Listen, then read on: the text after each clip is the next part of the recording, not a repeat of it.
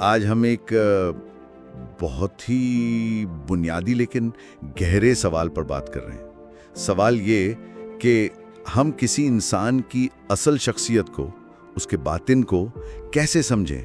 کیا کسی کا لباس، اس کی ظاہری شکل و صورت ہی سب کچھ ہے؟ اچھا، تو اس موضوع کو سمجھنے کے لیے نا ہمارے پاس پروفیسر ڈاکٹر احمد علی بروہی کا ایک مضمون ہے، سقراط اور باطنی شخصیت کا معیار۔ اسی میں سے کچھ اہم باتیں آج دیکھیں گے۔ مضمون کا جو مرکزی کردار ہے وہ سقراط ہے، وہی عظیم یونانی فلسفی۔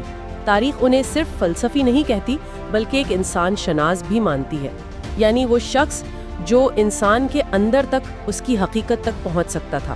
ڈاکٹر بروہی نا ایک بڑا دلچسپ واقعہ بتاتے ہیں جو آج کی ہماری بات چیت کی بنیاد بنے گا۔ ذرا تصور کریں، ایک شخص ہے، سقراط کی محفل میں آیا ہے، بہت خوبصورت بہترین لباس پہنا ہے، پاؤں میں سنہری جوتے۔ تو محفل میں جو لوگ بیٹھے تھے وہ تو بس اس کی ظاہری شان و شوکت سے آپ سمجھے مرعوب ہو گئے۔ لیکن سقراط، وہ تو چیزوں کی تہہ تک جاتے تھے ہمیشہ۔ وہ بس مسکرائے اور ایک جملہ کہا، ایک ایسا جملہ جو آج بھی ہمیں ہزاروں سال بعد بھی سوچنے پہ مجبور کرتا ہے۔ انہوں نے کہا، کچھ بولیے تاکہ آپ کی قابلیت معلوم ہو۔ آئیے اسی بات کو ذرا کھولتے ہیں۔ سقراط کا یہ کہنا فوراً یہ احساس دلاتا ہے کہ انسان کی اصل پہچان شاید چہرے سے نہیں ہوتی، نہ ہی مہنگے کپڑوں سے، نہ انداز سے۔ یہ سب چیزیں ہاں ایک وقتی تاثر تو بنا سکتی ہیں، مگر وہ تاثر بس تب تک ہے جب تک انسان خاموش ہے۔ یہ تو بس جیسے باہر کا کھول ہے۔ بالکل درست کہا آپ نے، یہی تو سقراط کا کمال تھا۔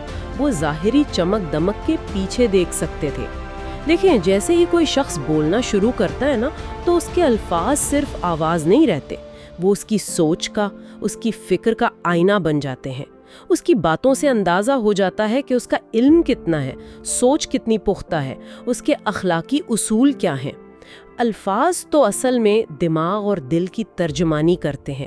وہ جو پہلا تاثر ہوتا ہے نا، حلیے سے بننے والا، سقراط کے نزدیک وہ اصل معیار تھا ہی نہیں۔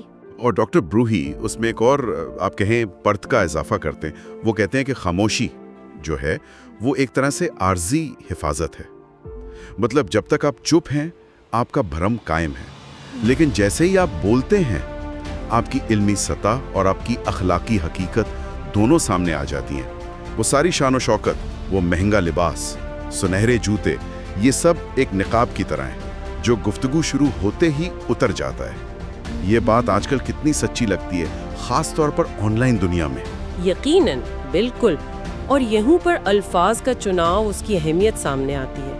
یہ صرف لفظ نہیں ہوتے، یہ ہماری تربیت، ہماری تعلیم، ہماری پوری سوچ کو ظاہر کرتے ہیں۔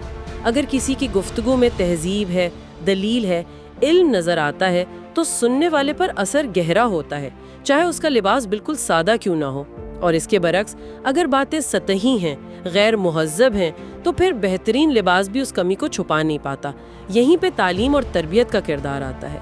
علم دماغ کو روشنی دیتا ہے، سوچ کو گہرائی بخشتا ہے، اور تربیت جو ہے وہ انسان کے اخلاق کو، کردار کو سنوارتی ہے۔ یہ دونوں مل کر ہی ایک آپ کہیں متاثر کن شخصیت بناتے ہیں۔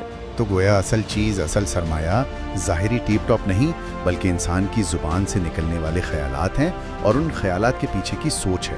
لیکن یہاں ایک سوال بھی تو آتا ہے ذہن میں، کیا ایسا نہیں ہوتا کہ کچھ لوگ بولنے میں بہت ماہر ہوتے ہیں، مطلب الفاظ کا جادو جگا دیتے ہیں، لیکن ان کا عمل ان کی باتوں سے بالکل مختلف ہوتا ہے؟ کیا صرف گفتگو کو ہی حتمی معیار مانا جا سکتا ہے؟ یہ بہت اہم نقطہ اٹھایا آپ نے۔ دیکھیں، سقراط کا مقصد شاید صرف یہ کہنا نہیں تھا کہ جو اچھا بولتا ہے بس وہی قابل ہے۔ نہیں، ان کا زور اس بات پر تھا کہ گفتگو انسان کی باطنی حقیقت کو ظاہر کرتی ہے۔ اس میں صرف الفاظ کی خوبصورتی نہیں بلکہ خیالات کی گہرائی، نیت کیسی ہے، اخلاقی سمت کیا ہے، یہ سب شامل ہے۔ ایک شخص بول کر اپنی سوچ کی سطح، اپنی منطق، اپنی اقدار، ان سب کو سامنے لے آتا ہے۔ ہو سکتا ہے کوئی بہت میٹھا بولے، بہت اچھا بولے، مگر باتوں میں گہرائی نہ ہو یا اس کی نیت ٹھیک نہ لگے۔ سقراط اسی گہرائی کو پکڑنے کی بات کر رہے تھے، جسے ڈاکٹر بروہی بھی نمایاں کرتے ہیں۔ گفتگو ایک کھڑکی کی مانند ہے جس سے انسان کے اندر جھانکا جا سکتا ہے، مگر دیکھنا صرف کھڑکی کو نہیں بلکہ کھڑکی سے جو اندر نظر آ رہا ہے اسے ہے۔ واہ، یہ تو بہت عمدہ وضاحت ہے. یعنی گفتگو ایک ذریعہ ہے اندر تک پہنچنے کا، خود منزل نہیں. بالکل. تو اس ساری بات چیت سے جو چند اہم باتیں سمجھ آتی ہیں وہ یہ ہیں. اول تو یہ کہ انسان کی اصل قدر و قیمت اس کی شکل یا لباس میں نہیں بلکہ اس کی گفتگو اور خیالات میں چھپی ہے. دوم، بولنے سے پہلے سوچنا بہت ضروری ہے کیونکہ ہمارے الفاظ ہماری ذہنی، علمی اور اخلاقی سطح کو ظاہر کر دیتے ہیں. سوم، تعلیم، شعور اور اچھی تربیت انسان کے وقار کو بڑھاتی ہے، اس کی شخصیت کو نکھارتی ہیں. چہارم، خاموشی وقتی طور پر عزت بچا سکتی ہے شاید، مگر سوچ سمجھ کر کی گئی اچھی گفتگو عزت کو کہیں زیادہ بڑھا دیتی ہے. اور آخر میں، کسی کو پرکھنا ہو تو صرف باہر مت دیکھیں، اس کی گفتگو سنیں، اس کے دلائل پر غور کریں، اس کی سوچ کو سمجھنے کی کوشش کریں. سقراط کا یہ پیغام آج بھی اتنا ہی اہم ہے، اتنا ہی متعلقہ ہے جتنا شاید 2500 سال پہلے تھا. ہماری اصل پہچان ہمارے کپڑوں سے نہیں، ہمارے بینک بیلنس سے نہیں، بلکہ ہمارے الفاظ سے ہے، ہمارے خیالات سے ہے، اور ان کے پیچھے جو سوچ کام کر رہی ہے اس سے ہے. اس ساری گفتگو کے بعد ایک خیال ذہن میں آ رہا ہے کہ اگر ہماری گفتگو ہی ہماری اصل تصویر ہے تو ہم اپنی روزمرہ زندگی میں، اپنی بات چیت میں اپنے الفاظ چنتے ہوئے کتنی احتیاط، کتنی ذمہ داری سے کام لیتے ہیں. کیا صرف اپنے ظاہر کو سنوارنے پر توجہ دینے کے بجائے اگر ہم اپنی گفتگو کو بہتر بنانے پر، اسے زیادہ بامانی، زیادہ مہذب بنانے پر توجہ دیں تو کیا اسے ہمارے آپسی تعلقات پر، ایک دوسرے کے بارے میں ہمارے تاثرات پر کوئی مثبت فرق پڑ سکتا ہے؟